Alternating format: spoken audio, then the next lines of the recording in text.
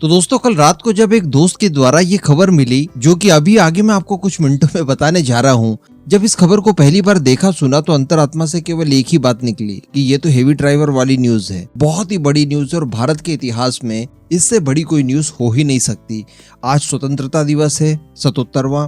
इस पर्व की आप सभी को हार्दिक शुभकामनाएं भी। और 77 सालों में इससे बड़ी कोई डील आज तक न तो हमने की और इन फ्यूचर भी शायद ही इतनी बड़ी डील कोई और संभव हो पाए, क्योंकि इस बार भारत के द्वारा कुछ ऐसा काम किया गया है जिसके बारे में आज से कुछ साल पहले, अगर 5 साल पहले भी हम लोग सोचते तो केवल वो सोच मात्र तक ही सीमित होता। जी हाँ, क्योंकि बताया ये जा रहा है कि भारत द्वारा यूएई से पहली बार, जी हाँ पहली बार तेल की कंसाइनमेंट खरीदी गई है और इसके बदले डॉलर नहीं दिया गया है बल्कि रुपीस में सेटलमेंट किया गया है।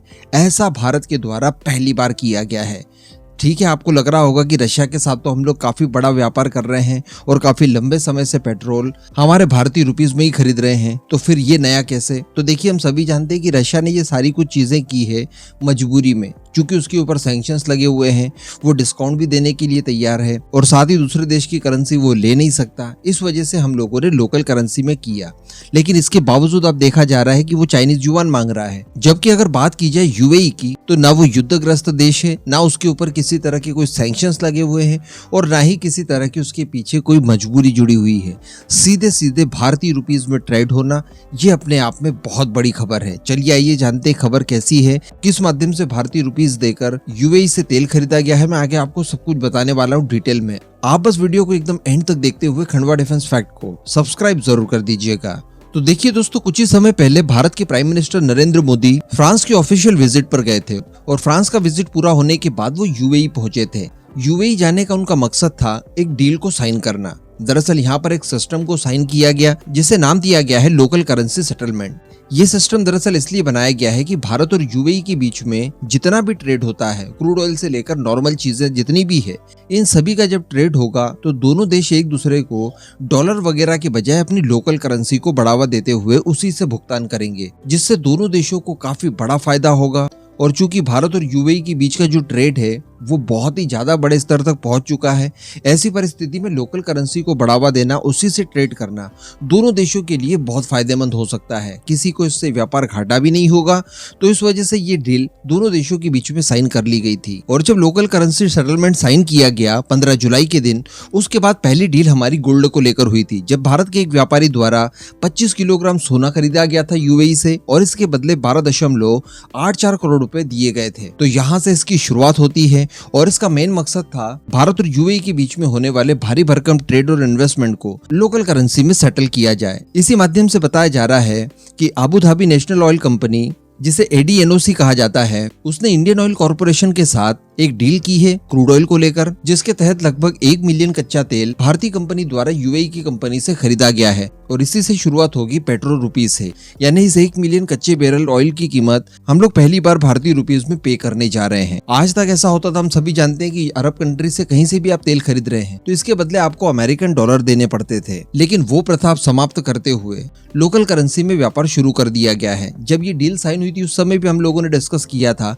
कि इससे वैसे तो कई सारे फायदे हैं। एक सीधा फायदा तो ये कि अगर इन फ्यूचर किसी तरह की कोई सैंक्शंस वाली प्रॉब्लम आती है तब भी ट्रेड आसानी से होता रहेगा। और इससे बड़ी बात ये कि अगर सैंक्शंस वगैरह नहीं भी लगते हैं, कोई प्रॉब्लम नहीं आती है, तब भी हमें करेंसी एक्सचेंज के बदले जो बीच में पैसा खर्च करना पड़ता था वो नहीं करना पड़ेगा। यानी मान लीजिए कि ये जो 1 मिलियन बैरल कच्चा तेल हम लोगों ने यूएई से खरीदा है, इसके बदले अगर हमें डॉलर्स में पे करना होता तो पहले हमें करना ये होता कि इसकी प्राइस जितने रुपीस को डॉलर में कन्वर्ट कराना होता, वहां पर हमें एक्स्ट्रा में पैसा देना होता। उसके बाद ये डॉलर्स दिए जाते यूएई को उसके बाद में फिर दोबारा से इन डॉलर्स को अपनी लोकल करेंसी यानी दिरहम में कन्वर्ट कराना पड़ता और बीच में उसे भी चार्ज देना पड़ता।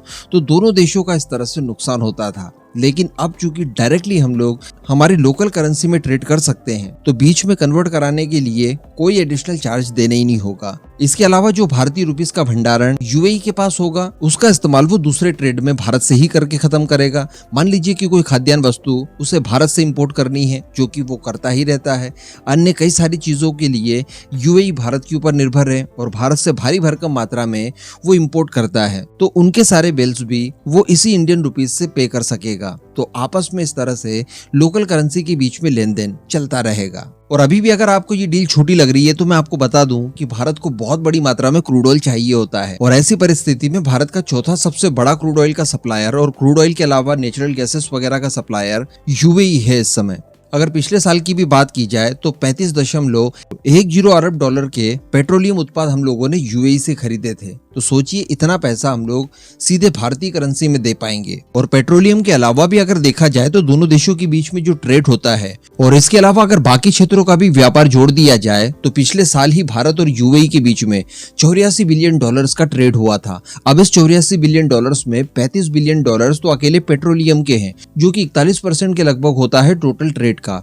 और आने वाले समय में बताया ये जा रहा है कि भारत यूएई के बीच में जो टोटल ट्रेड होता है वो 100 बिलियन डॉलर्स के आंकड़े को भी पार करने वाला है। तो अल्टीमेटली यूएई भारत का काफी बड़ा ट्रेडिंग पार्टनर है। ऐसी परिस्थिति में इससे दोनों देशों को बहुत फायदा होगा। अपनी लोकल करेंसी में ट्रेड कर सकेंगे। भारत का रुपया हो या फिर यूएई का दिरहम हो, ये पहले की तुलना में और ज्यादा ट्रेडेबल होगा। और सबसे बड़ी बात कि अपनी अपनी करेंसी अपनी अपनी इकोनॉमी में ही लौट आएगी। और थोड़ा बहुत यहाँ पर जो हमें व्यापार घाटा होता है, जो कि यूएई हमसे इंपोर्ट तो बहुत सारा करता है, लेकिन हम लोग जितना तेल इंपोर्ट करते हैं यूएई से वो बहुत ही ज्यादा बड़ी मात्रा में है। तो ऐसी परिस्थिति में थोड़ा ज्यादा रुपया जो भारत का होगा वो यूएई पहुंच जाएगा। तो इसके सॉल्यूशन के तौर पर भी पहले से ही काम किया जा रहा है। और मैंने आपको एक बार बताया था कि भारत के अंदर इन्वेस्टमेंट करने के मामले में यूएई शिखर तक पहुंच चुका है। तो कहने का मतलब जो भी पैसा एडिशनल यूएई के पास बचेगा वो सारा का सारा विकास कार्यों में यूएई भारत के अंदर ही इन्वेस्ट कर देगा। तो अल्टीमेटली दोनों देशों के बीच में ट्रेड भी हो गया, किसी तरह के सैंक्शंस वगैरह की प्रॉब्लम भी नहीं रहेगी, और बीच में जो करेंसी कन्वर्ट कराने के लिए एडिशनल चार्जेस देने पड़ते थे वो सारे कुछ भी नहीं देने पड़ेंगे। तो अल्टीमेटली यहाँ पर भारत के रुपये का काम बिल्कुल वैसा ही हो गया, उसकी रिस्पॉन्सिबिलिटी बिल्कुल वैसी हो गई या वैल्यू वैसी हो गई जैसे कि डॉलर की होती है। तो ये हमारे लिए आज तक की सबसे बड़ी खबरों में से एक होनी चाहिए। अब इस पूरे मुद्दे पर दोस्तों आपका क्या मानना है, नीचे कमेंट करके जरूर बताइएगा।